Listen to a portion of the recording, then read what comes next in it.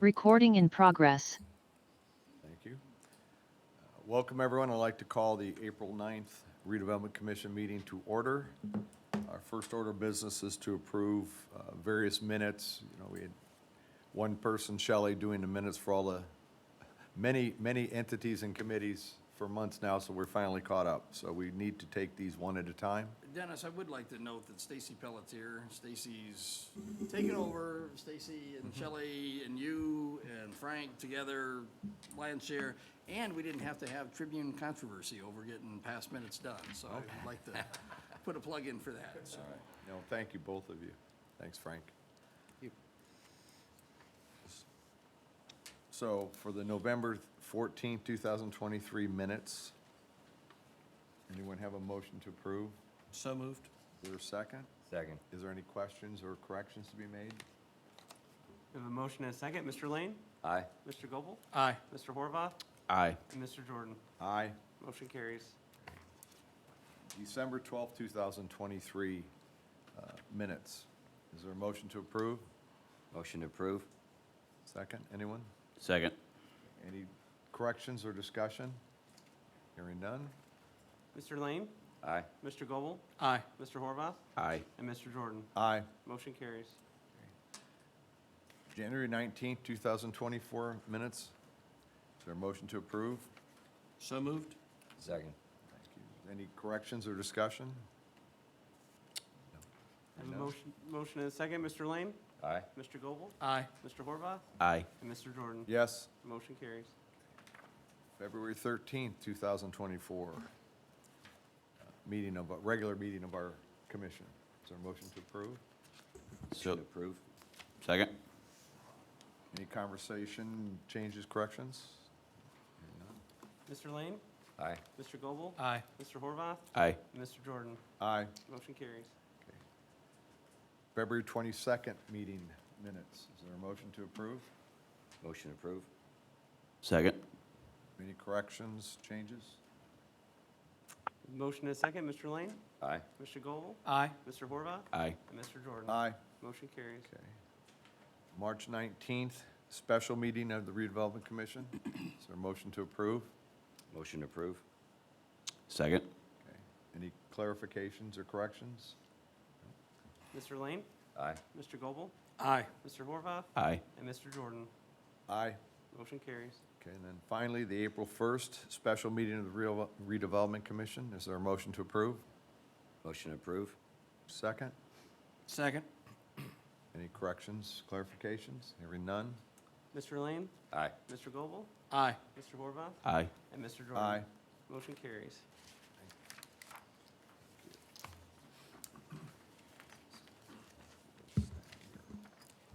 Right, in, Budget information. included in your packet is a list of the transactions on all of the redevelopment accounts for the month of March, as well as a list of our currently open POs and their balances, and the account balances for all accounts as of March 31st. I'm happy to answer any questions on any of this. No, and again, I find this information very useful, sometimes a little bit to go through, but thank you. Any questions or comments for Mr. Protea? Thank you.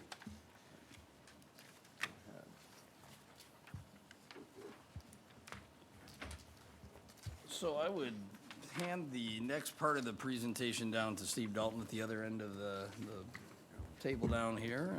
And Good morning, Commission. Steve Dalton, Financial Advisor to the Redevelopment Commission. Each year, I get the privilege of coming and making a presentation to you that is required by state statute. You have, I believe, that packet in front of you. I'm going to go through it rather quickly, and you are welcome to ask questions. I know that you've had a chance to look at it in advance as well. What does it do? The state statute requires that we report on our activities of the prior year in an annual report. And we're going to take that same information and we're going to put it into Gateway. And Gateway then populates some public-facing reports that are available to the public, like the actual parcels that are in each of the TIFs. It also populates for the state all of our documents, all of our legal documents that formed all those allocation areas. So this is the presentation piece, because if I handed you the piece we put into the database on Gateway, you'd be squinting at it for the next 3 or 4 hours. This is kind of a warm and fuzzy version, a PowerPoint version. We first make note of the statute that asks us to do this annual report on page 2. We list the officers on page 3, which is required. Then we go through each individual allocation area, when they were established, when they will expire. New Carlisle being on page 5, which is a little more complicated because it's not just one allocation area, it's now 4 allocation areas. Each time we establish an allocation area, it gets a new 25-year expiration for those specific parcels. AM General on page 6. Northwest Cleveland on page 7. You see the maps, you see the establishment dates, the expiration dates, and then we'll pause briefly on page 8, and we'll look at the results, the revenues that flowed in to those TIFs in 2023, which totaled just over $6 million into each of those individual TIFs. I'll pause there real quick just because this is our first look at numbers. Any questions, surprises, thoughts? If not, we then break that down into a cool pie chart because it's not data without a pie chart. Debt service, page 10. We have various bonds that are outstanding, including the Northwest Cleveland bonds that were issued in, what was that issued in, 2015, the redevelopment district bonds in 2016 when interest rates were terrific, 3%, the redevelopment district bonds that were issued for the double track project in 2019, again, rates were unbelievably low then, and a chart showing you debt service payments, and you'll see that they get quite a bit larger in the future because we established the double tracking bonds so that the principal payments were out in the future when we are starting to see the TIF from these big projects start to roll in.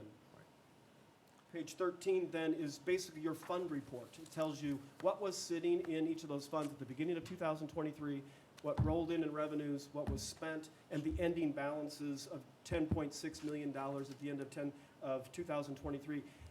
We think of that as a lot of money, and it is in our own checking accounts, but the truth is with the projects, including the GM project that you're working on now, I wish 10.6 million was a lot of money, but as you know, we've just borrowed 50 million just for the infrastructure portion of the GM project, which sounds like an even bigger number, but you will have those sizable payments from GM coming in on an annual basis starting in 2026 to counterbalance that borrowing.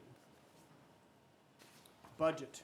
Page 14, we're required to have a budget for the auditor's office for state statute. It's probably a good idea to have a budget, even if we were running a business. Your budget sometimes changes, and so on a pretty regular basis, Frank and Bill and Terry are going to bring you revisions to the budget and new appropriations. And especially with these large infrastructure projects, you may see items move between the funds because they're large items. 5 million for sewer or 6 million for water can be a big number. We need to make sure that we not only move it to the right line item, but have your approval to do so. You'll be seeing a lot of those over the next 10, 12 months. The next few pages just then summarize all of the resolutions that you approved in 2023, which completes the annual report requirement for 2023, and starts on the next page an overlapping units report, which is a forward-looking report. It says to the fire department, the towns, the cities, the townships, the libraries, and the airports, those overlapping taxing units, here's what our plans are, and our plans are to do the same exact thing we've been doing the last couple of years. Our plans are to continue collecting those TIF dollars and to reinvest those in infrastructure for long-term growth in each of those allocation areas. The budget, you can refer back to page 13. I didn't reprint it for redundancy's sake. We also do a tax impact analysis, which you have to kind of wrap your mind around this key question.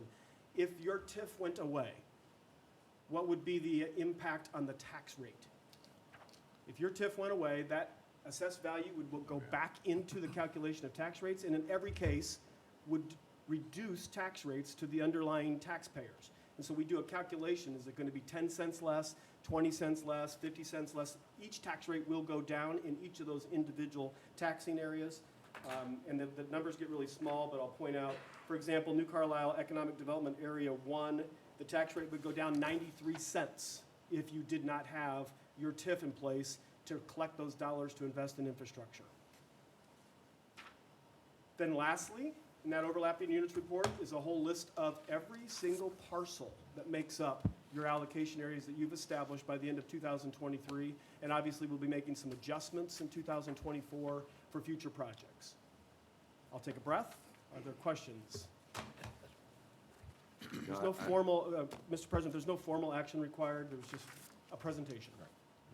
I like the tax impact overlapping portion of that. I'd like to better understand it, so if you could kind of use the crayon version for me, I appreciate it. Would you like me to explain more today, Joe, or just spend some time at a later date?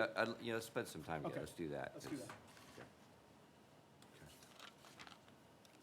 Mr. President, then the next item, if you want me to go ahead, Bill, is Resolution 2024-05, which is the only request I have for you to take an action this morning, and that is our normal annual event where we say to the auditor's office, we intend to keep all the increment that is collected in 2025, so now we're thinking out another year, because we're going to need it for the projects and the debt that we've already committed to. And that would require a vote of you, and then we'll send that letter to the auditor's office. And this is something we do annually. Yep. Is there a motion to approve resolution number 2024-05? So moved. Is there a second? Second? Questions from anyone? We have a motion and a second. Mr. Lane? Aye. Mr. Goble? Aye. Mr. Horvath? Aye. And Mr. Jordan? Aye. Motion carries. I would just note that as Steve mentioned, there is a letter in the packet to the auditor that's just for informational purposes. That doesn't require a vote, but that's the letter that will be sent based on your approval of Resolution 2024-05.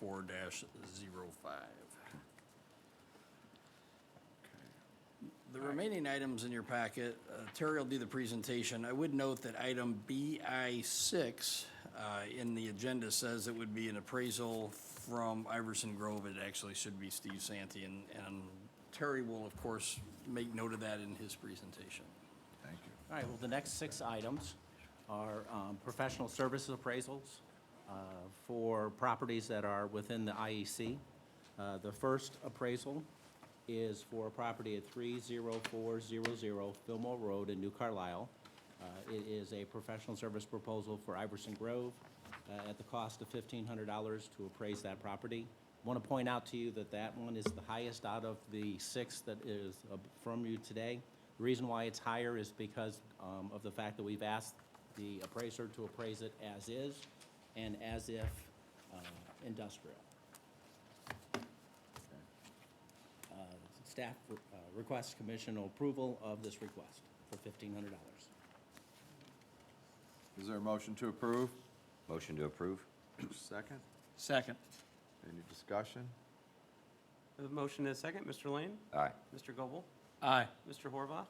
Aye. And Mr. Jordan? Aye. Motion carries. Okay, the second professional service proposal for an appraisal is on the same parcel, 30400 Fillmore Road. This is from Steve Santee to do the 2 appraisals, one as if industrial, one as is for $1,000. Staff requests commission approval of this request. Motion to approve? Is there a second? Second. Any discussion? We have a motion and a second. Mr. Lane? Aye. Mr. Goble? Aye. Mr. Horvath? Aye. And Mr. Jordan? Aye. Motion carries. Okay, next item is for a appraisal at 54231 Simlick Road in New Carlisle. It is from Iverson Grove. It is as is, industrial, and is for $750. Staff requests commission approval of this request. Motion to approve? Thank you. Is there a second? Second? We have a motion and a second. Mr. Lane? Aye. Mr. Goble? Aye. Mr. Horvath? Aye. And Mr. Jordan? Aye. Motion carries. Okay, next is the same parcel that I just discussed earlier for Iverson Grove. This is from Steve Santee. His cost to appraise that parcel is $750. Staff requests commission approval of this request. Motion to approve? So moved. Second? We have a motion and a second. Mr. Lane? Aye. Mr. Goble? Aye. Mr. Horvath? Aye. And Mr. Jordan? Aye. Okay, the next one on the agenda is 30100 US 20 Highway, New Carlisle. The cost for Iverson Grove to appraise this property is $750. He's appraising it as if industrial. Staff requests commission approval of this request. Motion to approve. Second. Any discussion? We have a motion and a second. Mr. Lane? Aye. Mr. Goble? Aye. Mr. Horvath? Aye. And Mr. Jordan? Yes. Motion carries. All right, the last on my list is the same parcel, 30100 US 20 Highway, New Carlisle. This professional service proposal is from Steve Santee. It is to appraise this property as if industrial for $750. Staff requests commissioner approval of this request. Motion to approve. Second. Any discussion? A motion and a second. Mr. Lane? Aye. Mr. Goble? Aye. Mr. Horvath? Aye. And Mr. Jordan? Aye. Motion carries.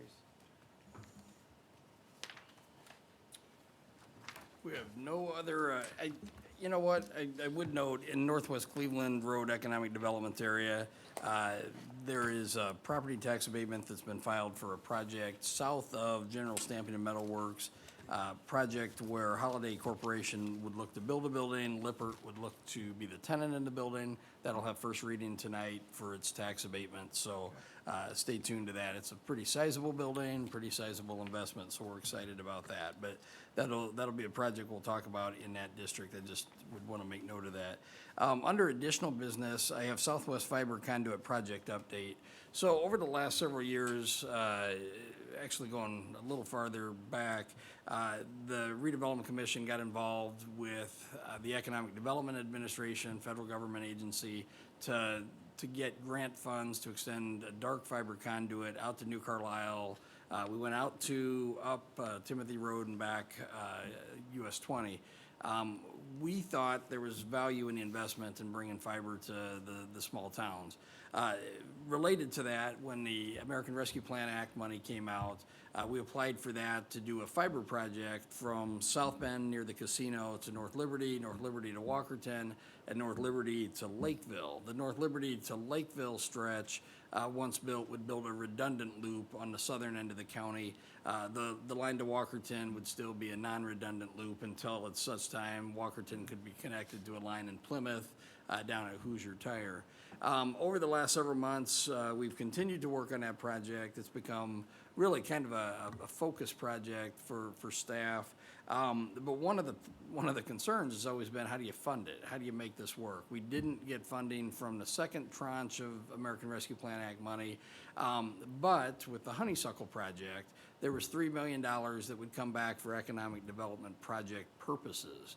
So that $3 million originally didn't have a specific specified purpose for those funds.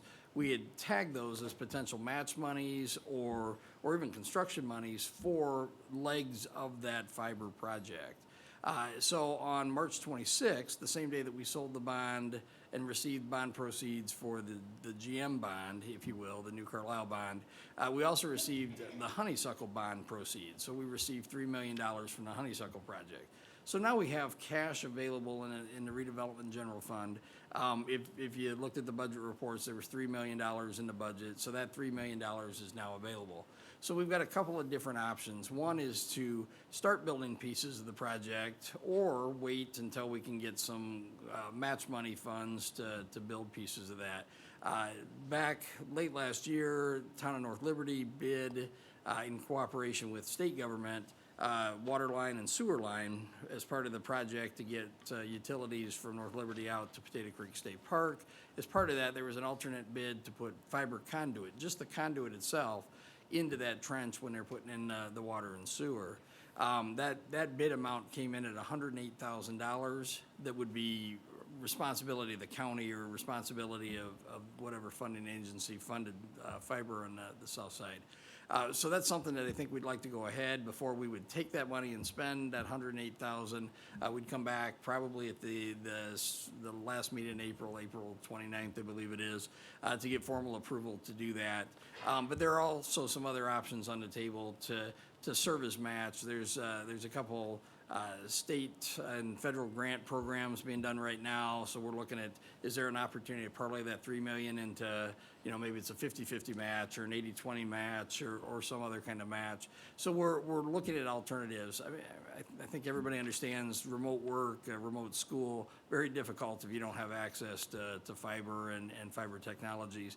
We do know that Walkerton, North Liberty both are very interested in just the spine, so having the dark fiber to their community so that they can build out their own networks is local public utilities. That would be their plan to do that in those communities. But there's a lot of people that live outside those areas, outside of the town limits themselves, that would have to rely on some other kind of service. So we're looking at partnerships to do that, and we're looking at ways to expend that money. So I just wanted to make you aware that that money has come in. We're looking at that as an opportunity, but really from an economic development tool.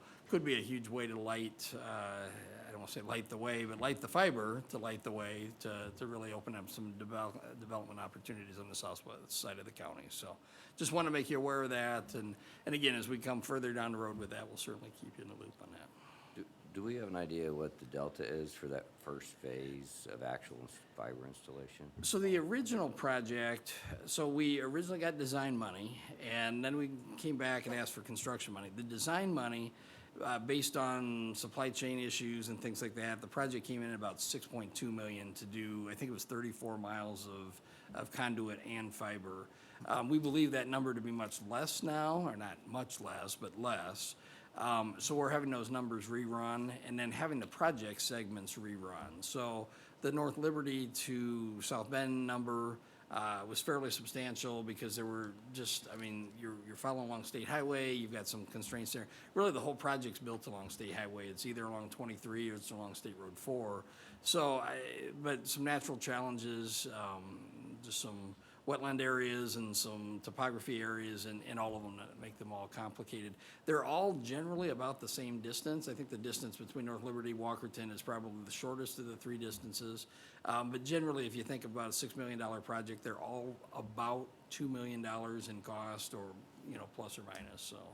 So again, what, if you only have $3 million and got a $6 million project, where's the best bang for that buck? So again, we'd like to parlay it into a little bit bigger match perhaps to get more connected, so. Any questions on that? I think it's a great idea. Mr. Shalio has pointed out under 3F, we have an update for solar project economic development. Was that part of the Southwest fiber conduit? Yeah, it was, I'm sorry, yes, yep, Just to say that we did cover it, I just want to make yes, sure. nope, thank you very much. All right, so we now move to our public comment. As always, if you would like to make a comment, you have 3 minutes, and just come to the microphone and state your name and address. And you're welcome. And then if no one here, or when everyone here is done speaking, we would go to see if anyone online wanted to speak. So anyone is welcome now. Seeing no one from the audience, is there anyone online?